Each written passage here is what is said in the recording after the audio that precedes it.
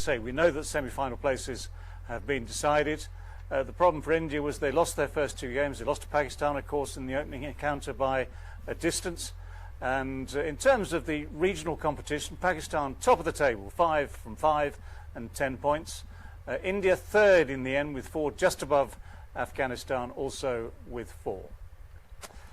So, a game coming up, yes, but there are various issues that come with it as well. So we've got the panel here assembled again today with Aqib, Saviv, Sana, Azhar, Rashid, Latif as well.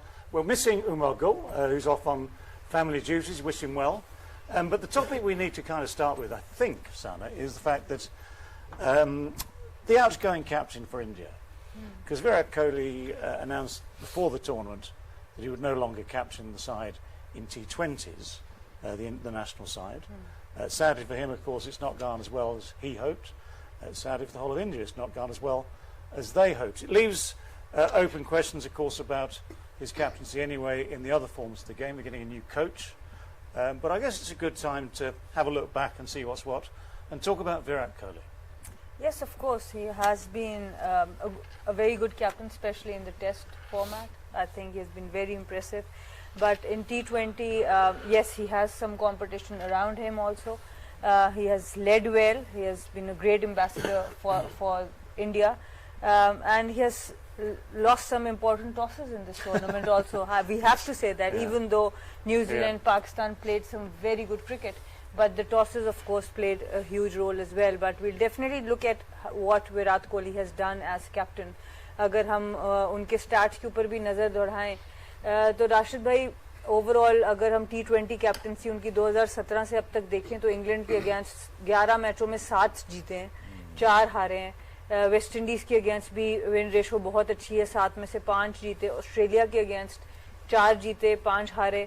और New Zealand के against भी 4 जीते. तो बड़ी टीमों के against इन्होंने अच्छा परफॉर्म किया और उसके बाद नीचे टीम्स के साथ उतने ज़्यादा मैचेस खेले नहीं. तो ओवरऑल अच्छा इंप्रेसिव इनका विन लॉस रेशो रहा है. नहीं, एज ए प्लेयर अगर हम देखते हैं, सबसे पहले Virat Kohli one of the great player, अभी का नहीं पूरी दुनिया में जो क्रिकेट खेली जा रही है, विराट का कोई मैच नहीं है इस वक्त. थोड़े से इश्यूज अगर नजर आए कैप्टनसी के लिहाज से तो अंडर प्रेशर नजर आए. 2019 के वर्ल्ड कप के बाद आप देखते हैं तो ग्राफ इनका नीचे आया है कैप्टनसी में, चाहे वो रिलेटेड हो बैंगलोर से या इंडियन क्रिकेट से हो. 19 में बड़ा क्रिटिसाइज किया गया. इनकी टीम सिलेक्शन थी रवि शास्त्री के साथ, वो टीम सिलेक्शन इतनी अच्छी नहीं थी. 3 से 4 इनके पास बैटर्स थे, उसके बाद पूरी बॉलिंग लाइनअप थी. उसका नुकसान हुआ. अगेंस्ट न्यूजीलैंड सेमीफाइनल हारे और उस प्रेशर को लेके चले अपनी फ्रेंचाइज में. बैंगलोर नहीं जीत पाई उसके बाद से. देखें अब एक दफा शायद जीती है, वो भी नहीं जीते. तो प्रेशर रोहित शर्मा का और मुंबई इंडियंस धोनी का पड़ता रहा ना, क्योंकि दोनों चैंपियन कौन हुए, CSK एंड मुंबई इंडियंस. तो वो भी प्रेशर साथ में कैरी करते रहे. फिर उन्होंने अपनी नंबर छोड़ा, नंबर 3 से ओपन चले गए. लेकिन जब इस वर्ल्ड कप में आए तो उससे पहले प्रेशर पड़ चुका था. लगता है एज ए प्लेयर तो मेंटली स्ट्रांग है, as a captain mentally very weak मुझे जो लगता है. कि हो सकता है गलत हो. उसके बाद अनाउंस किया कि मैं कैप्टन नहीं होऊंगा after the world cup.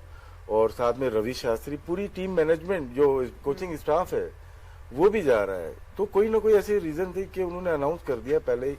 Saurav Gangoli आगे का देखते हैं, बहुत ज्यादा आगे का देखते हैं, तो उन्होंने उनको पहले ही से कर दिया था. तो इन्होंने अनाउंस कर दिया. अगर आप देखें राहुल द्रविड़ आ गए, उनकी पूरी नई टीम आएगी क्योंकि उनके साथ के जो लोग हैं NCA नेशनल क्रिकेट एकेडमी में जो कोचेस थे, कोचिंग स्टाफ था, वो पूरा वो लेके आ रहे हैं. तो उस लिहाज से देखा जाए तो एग्जिट इतना अच्छा नहीं लग रहा T20 में. और कोई बैद नहीं कि आगे जाके कैप्टनसी चेंज हो इंडियन क्रिकेट में, चाहे वो ODI हो चाहे वो टेस्ट क्रिकेट हो. लग रहा है ऐसा कि इंडिया में बहुत बड़ा चेंज आने वाला है. चलिए देखते हैं कितना बड़ा चेंज आता है. राशिद भाई तो एक्सपेक्ट कर रहे हैं कि T20 के अलावा भी चेंज आएंगे, पर उनकी ऑब्वियसली थोड़ी काफी बेहतर परफॉर्मेंस है, खासतौर पर टेस्ट में. तो विराट कोहली की अगर हम बैटिंग परफॉर्मेंस देखें एज T20 कैप्टन, अजहर भाई अगर हम इसके ऊपर नजर डालें तो matches 49 matches, 46 innings, 13 not out, 1500 run करीब किए, 95 not out.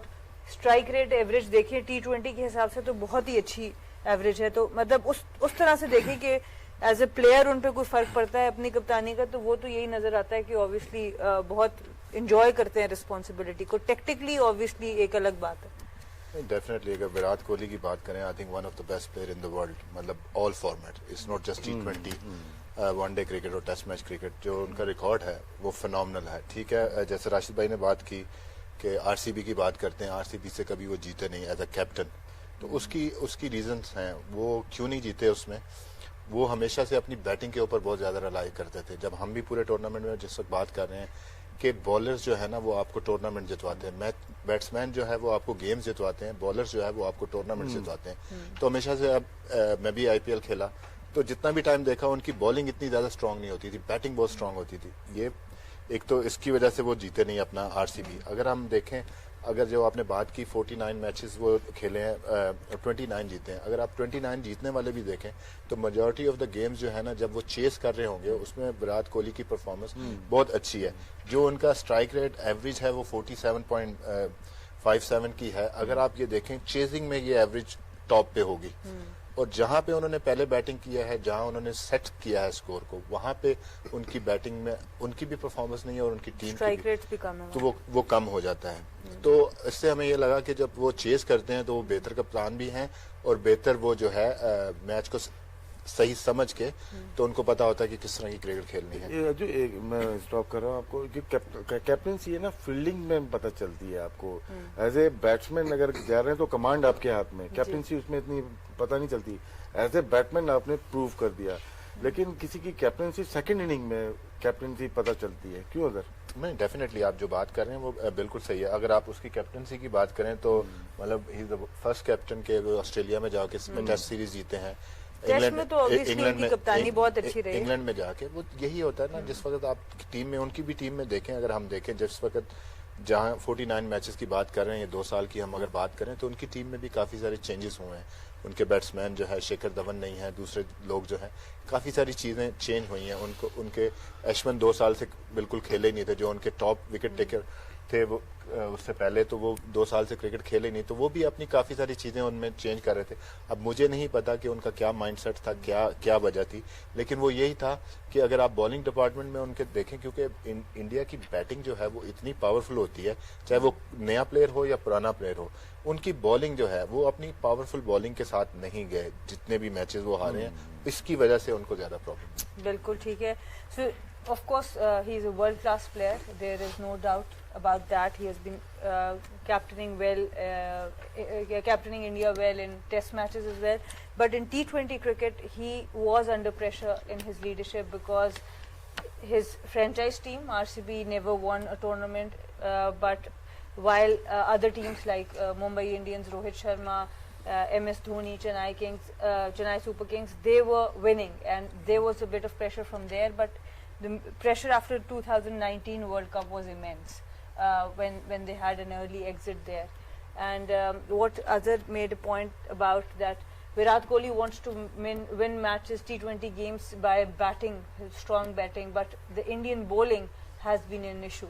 He has not been able to do that in RCB or in his T20 team in India. Okay.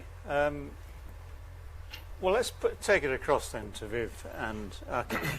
I wonder if you can just quickly get that graphic back, which shows the record for Virat as a captain with his batting. Just on that alone, if we can have a quick look at that again.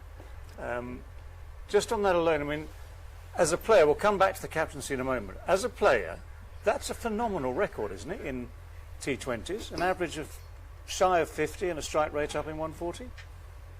Well, I guess he was, when you have someone like maybe before him who was captain in MS Dhoni, the standards that he would have set, I guess folks would have taken that as a platform and was hoping that Virat Kohli could match those sort of performances from Dhoni. But let me say this, everyone knows that I'm a fan of Virat Kohli. I think he's a phenomenal player.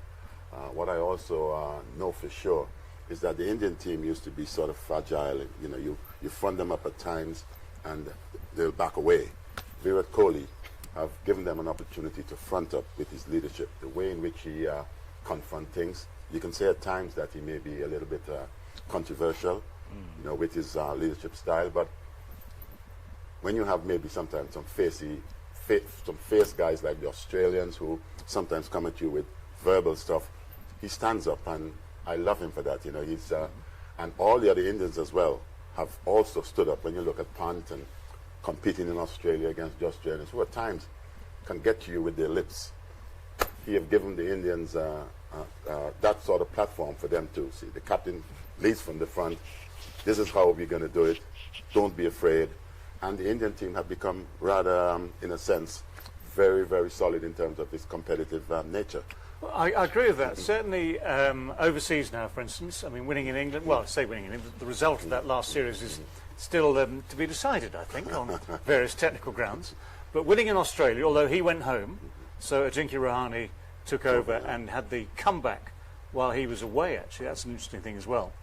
But he's, yes, there's that sort of in-the-face style, that very competitive style, which not everyone agrees with. But if you're right, if it leads the side to winning games and gives the side a competitive edge, that's surely one of the main things you want from a captain. You know, there is no doubt Kohli is, I think, one of the best players ever in Test cricket, ODI, and T20. What else you want? A guy almost averaging 50 and strike rate, what, 140? 40, yeah. You know, the problem is it was tough for him to take over from Dhoni. Because what Dhoni does to Indian cricket, it was like a day and night change in the mindset and the results. And why Dhoni was successful captain? Because Dhoni actually invested in his players. The ones you invested, the guys will die for you. And he hold that group for a longer period. If you see a progression as captain or as national team, whoever hold their group for a longer period will finish as high note. Because he was so strong, he was controlling the boards, he was controlling the selection committee, like Imran Khan. We had like many superstars and good captains, but the way Imran invested in his players, he actually made his own team and then protect them. Once you protect them, once you have a confidence, look, this is my leader. He brought me in, he's taking caring of myself, he's support function for me, and then everyone tried their best for the captain. Kohli somehow didn't kept a group or didn't identify a group, but this is my group. This is the problem. And back home when you play IPL, there is a lot of criticism on his captaincy because the budget they spend on mostly the superstars. When it comes to local players, they left no money. Whereas if you compare with CSK and Mumbai Indian, they invest in their local talent and local players. Yeah. So that is, I think, the difference. One of the things he has done well in this tournament was his defence of Mohammad Shami after that first game against Pakistan, where the bowler was getting a whole shed load of criticism, and a lot of it, dare I say it, religious, a lot of it very biased and unjustified. And Virat, at least on that occasion, put his head above the parapet and said, this is wrong. We should not be talking about this guy who is, part of our team, a valued member of our team like this, all this year. And he put his head up there to be shot at, which it was. And did a few shots did come at him. Especially, I would have seen some stuff in social media as well, where apparently his wife and his 9-month-old child came on for some serious abuse. So that's what I think any captain would do, and he's that sort of individual who would stand up for his players and stand up for the things that he believes is right. And there's a few who would have thrown a few darts at the dartboard because of the stuff that he would have said in defending. I think that's the least of the worries. Defending his player, and as you said, along religious lines, we know how sometimes that can get a little intense, and for him to hold his hand up and defend his quick was phenomenal in my opinion. It was he didn't show any side that I'm going to stick on this side, knowing that there could be some serious consequences after. Well, I mean, It's a great gesture. It's a great gesture. You know, he's not just a great cricketer. You know, he's a great human being as well. So, you know, I know him personally. So he's a humble guy. You know, like whenever you come across him on the field, you know, he's a different Virat Kohli. When you're sitting with him, so he's a phenomenal. I mean, respectful guy. the other gesture was at the end of that same game, the India-Pakistan game, where he was there congratulating Babar Azam and the guys as they walked off. You know, and that was, I mean, dare I say, I mean, that is what sport should be about. I mean, and I know, you know, we're sitting in a seat here where it's very hard to forget politics and regional politics and the differences that are endemic. But when you have sport as a role model, and you have people who are prepared to say sport overcomes all these differences, I mean, at least it may be naive to say it overcomes everything, but at least you have a feeling that someone is trying there to put aside things that other people control, to put aside the politics. That was a message sent, in my opinion, Dave, to all the folks who think that way, in terms of all this religious stuff, that we're all human beings, and we're all entitled to our own beliefs. And the message sent, the way you could see it was genuine. The way he went to Rizwan, and the smile was rather fluent. The world should see this, and all the folks who take this religion so seriously, have a look at that. I mean, that's leadership through sport. And I mean, I think it's what we should condone. That's what we always want to encourage. I mean, and just finally on that, the whole thing to do with, say, Black Lives Matter, that's been very, very important to everyone around the world the last couple of years. Taking the knee, all these gestures are all part of sport coming together to try and influence, you know, those that love sport, because, you know, we have lots of people watching this show. We have people in the UK, in Australia, in the West Indies.